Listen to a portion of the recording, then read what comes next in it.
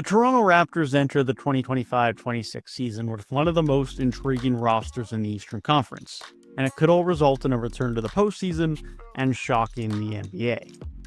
After a bit of an odd rebuild that started from them deciding that there was too many wings around Scottie Barnes, they decided that was foolish apparently, and so they brought in Brandon Ingram to pair with RJ Barrett and Scottie Barnes, once again leading to a Raptors squad led by 3 starting forwards and a further plethora of them off the bench. Seem a bit familiar? Well, that's because it is. So despite this disorientating and confusing roster and rebuild, let's discuss, amongst the potential concerns, how this roster can still be functional and why the Raptors should be able to surprise the NBA this season.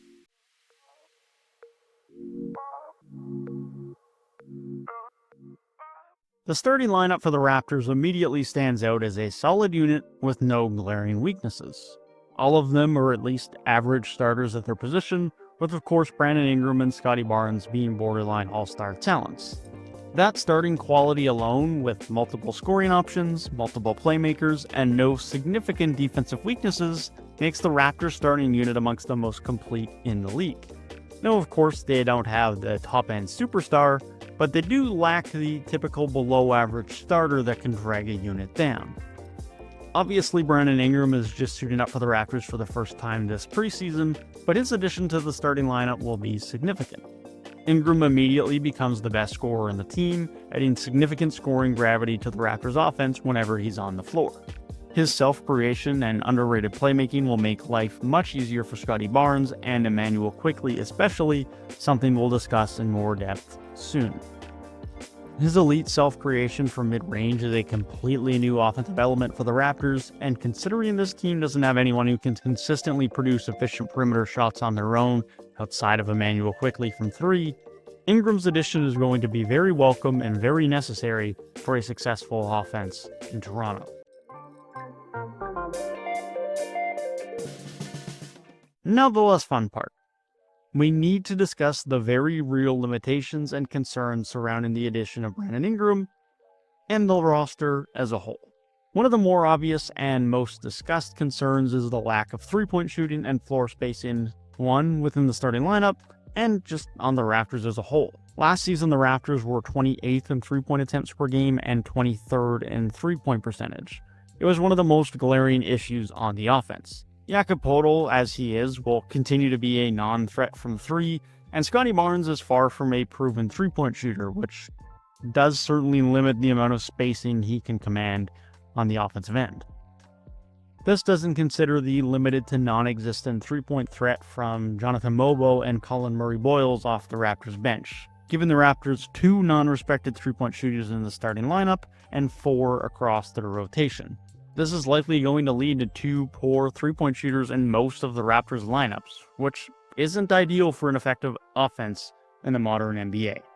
This isn't an unsolvable solution, especially with one of those players involving the playmaking, screening, and cutting ability of Scottie Barnes, not to mention the fact that he could just improve from 3, but it does require creativity in the offensive scheme or for Scottie Barnes to improve from 3. Outside of the 4 non-threats from three-point range, the Raptors don't exactly get great three-point shooting or floor spacing from many of their other core players.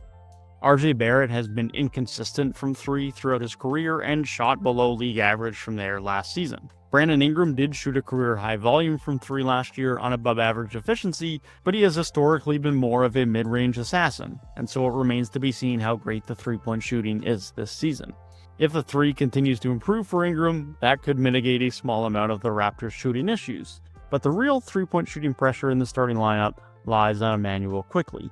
Quickley will likely get more of an off-ball role this season, more on that shortly, and that should allow his three-point shooting to be elite and to thrive, which the Raptors' offense needs desperately.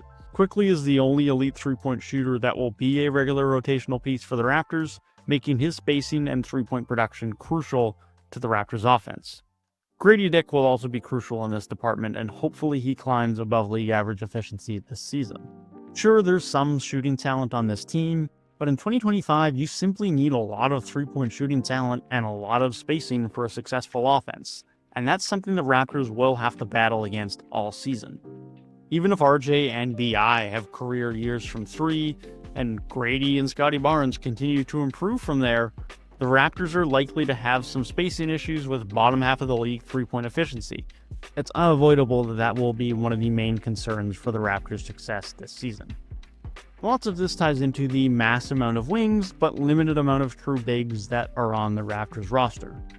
Between Ingram, Barnes, Abaji, Grady, Battle, CMB, and Jonathan Mobo, the Raptors roster is filled with a ton of wings, just as it was a few years ago before the rebuild started when they thought they had too many wings. Considering CMB, Mobo, and Barnes are all wings who at this point are still poor three-point shooters who other teams aren't going to respect from there, balancing lineups and rotations around this many impactful wings whilst maintaining good defense and good floor spacing is certainly going to be a battle. It becomes an even bigger battle when starting center Jakob Poeltl is an absolute non-threat from 3, and no true traditional backup big exists on the roster. Scotty Barnes and Jonathan Mobo will likely see some minutes at the 5 spot, but are certainly shorter than you'd like for the position. The only other alternative is Sandro Mamukelashvili, the new offseason addition. Now certainly his three-point ability does enhance the type of offensive options you can have with him on the floor, but he is very poor defensively, and that's going to bring with it its own issues that may limit his minutes and may require those plethora of wings to get increased minutes at the center spot instead. Now, that may help the defense, but it may come at the detriment to the offense, and even against some of the bigger bigs in the league, may also come in a detriment to the defense.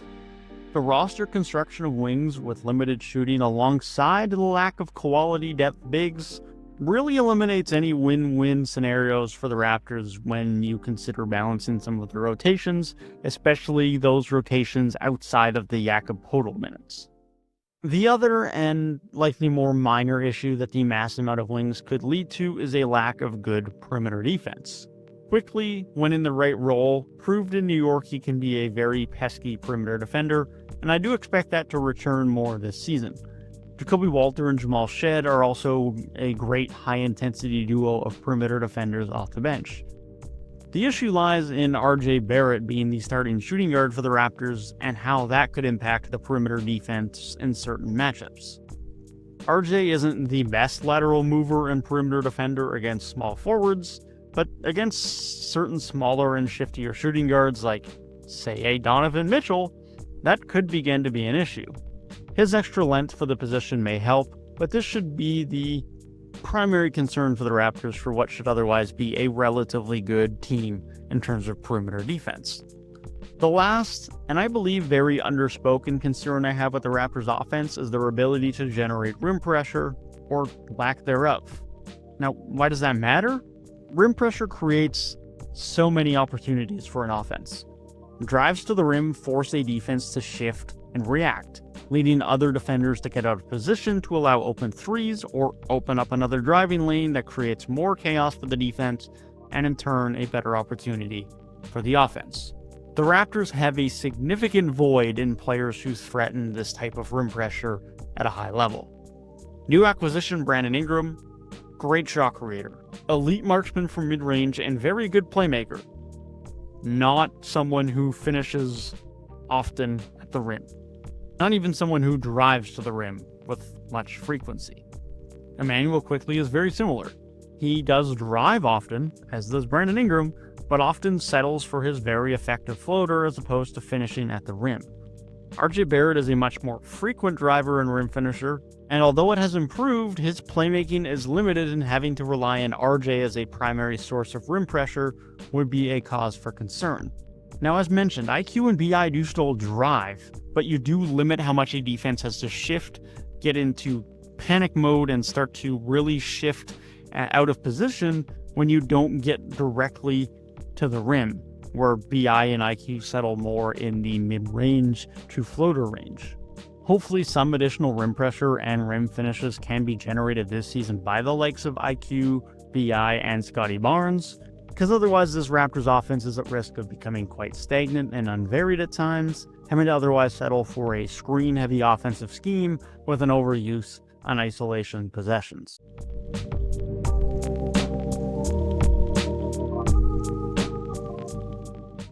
Now, one of the primary enhancements and improvements to the Raptors this season could be through their young star in Scottie Barnes. Now, of course, some continued development from Scottie is to be expected at this point in his career, but I do believe a large part of the improvement for Scottie this season is going to be thanks to the addition of Brandon Ingram. With Ingram on the team, Barnes' role on the team changes drastically. Ingram immediately becomes the primary self-creator and isolation scorer, removing significant isolation reps and offensive responsibility from Barnes.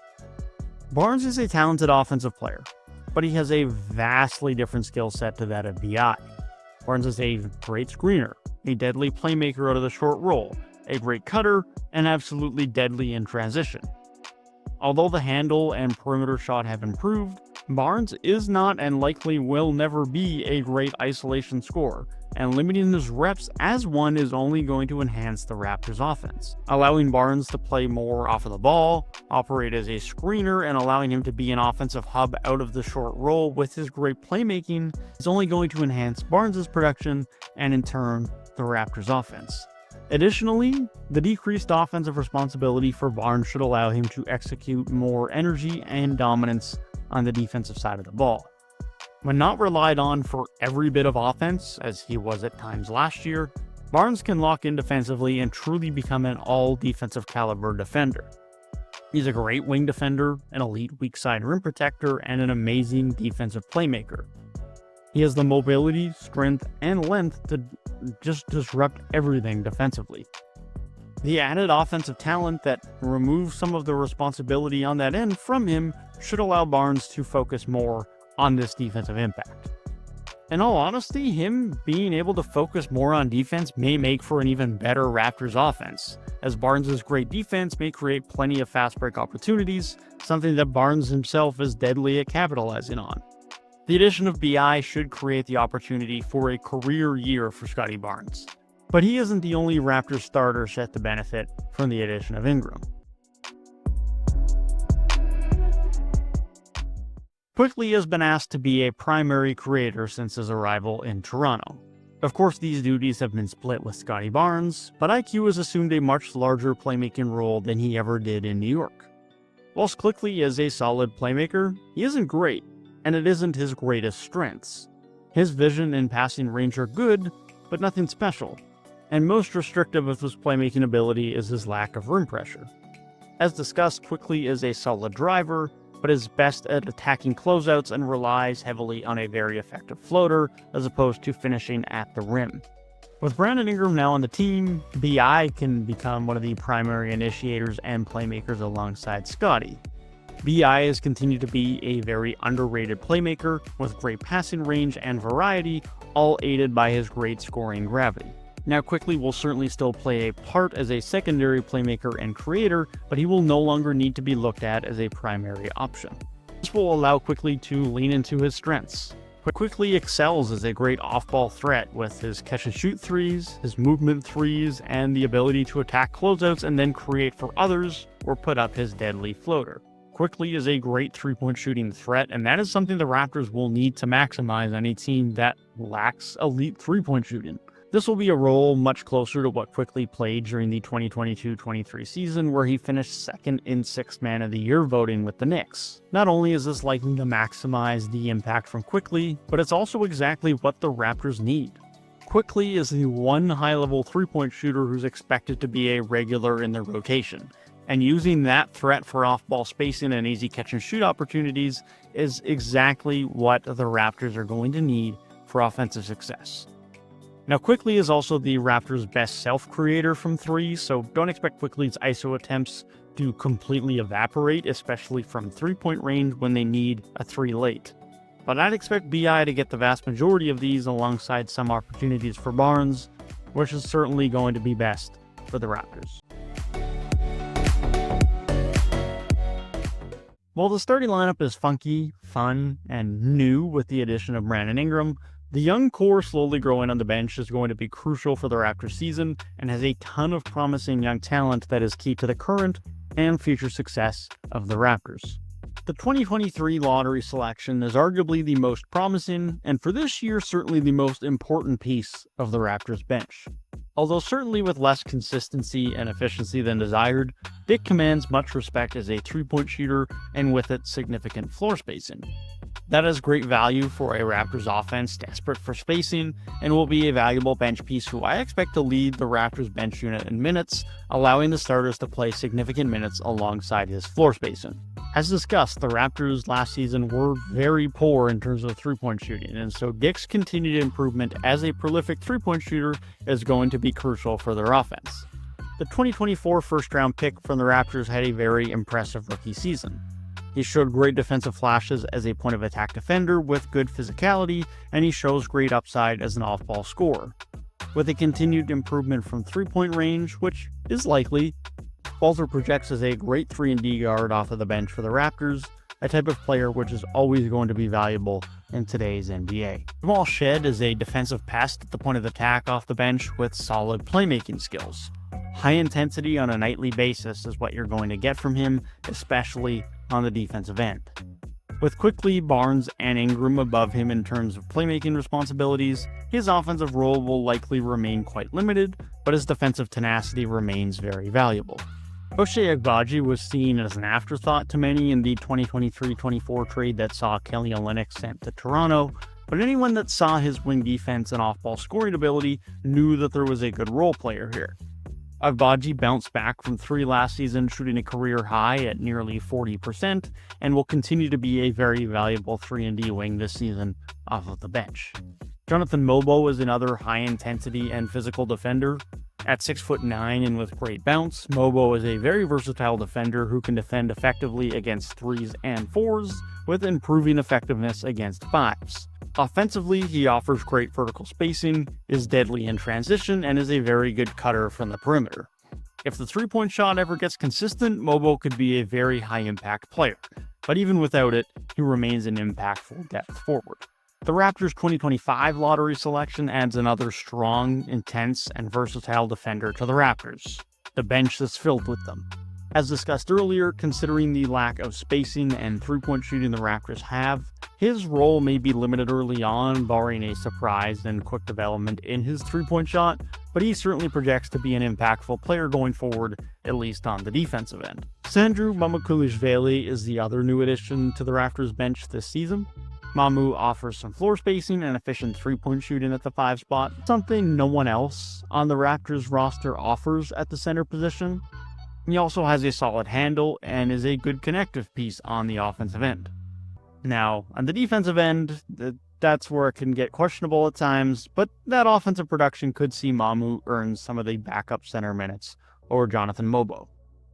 Jamison Battle is the other and last intriguing piece of this Raptors bench, thanks to his knockdown three-point shooting, and given their lack of three-point shooting, he may become a very valuable piece at parts of the season. So what can we reasonably expect from the 2025-26 Toronto Raptors? It's still a young and improving team, especially on the bench, but that youth is very fun and could make for a bench mob 2.0 in Toronto that could raise the ceiling of this team. The starting lineup is full of established talent and will hopefully continue to develop further from Scotty Barnes and an improved offense around Brandon Ingram. Certainly with his addition and better health, the Raptors should comfortably be better than their bottom 5 offense that they had last season. There's certainly going to be growing pains, especially early on and as they integrate Brandon Ingram into the offense. But in a suffering Eastern Conference, the Raptors should flirt with a 500 record and they should return to the postseason. Thank you for watching. If you did enjoy, be sure to leave a like and subscribe down below. Be sure to let me know your thoughts in the comments on the Raptors offseason and their upcoming season, and I'll see you guys in the next one.